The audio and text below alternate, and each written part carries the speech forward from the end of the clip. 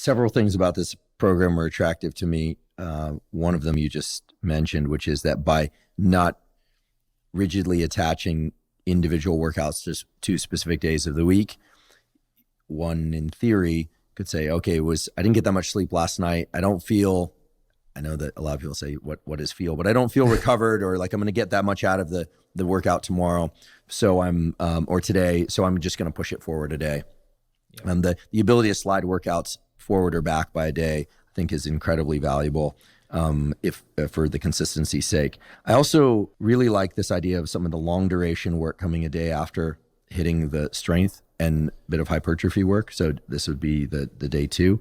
One thing that I've experienced over and over is that if I'm very sore in a given muscle group, especially my legs, doing some low intensity cardio, whether or not it's a jog or on the bike, typically for me it's a jog, or even skipping rope and then walking, skipping rope and walking, does seem to dissipate the soreness.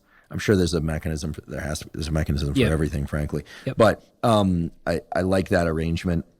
And then I also like this idea of making sure that there's a workout for muscular endurance, because I feel like unless I've been stuck without a good gym, or I've decided to specifically train body weight exercise, which I did a few years ago. I got really excited about some of Pavel Tsatsoulin's work. Great stuff. Yeah. He has a book, The Naked Warrior, which doesn't involve training naked, although I suppose you could if you wanted. But it was really about no weights, and involved building up to pistol squats and one-arm push-ups and things of that sort.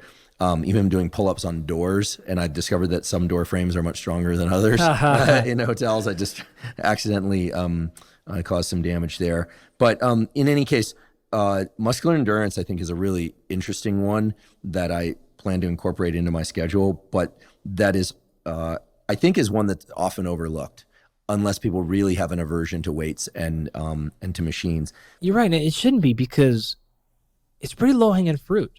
You don't need a lot of equipment for it typically.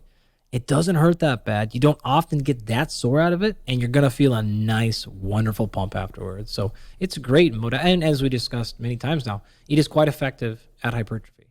Yeah, I don't know if they fit specifically with muscular endurance, but if you look at the physiques, for example, on rock climbers, I mean, they have, to me, of course, they have, usually the experienced climbers have pretty remarkable body composition.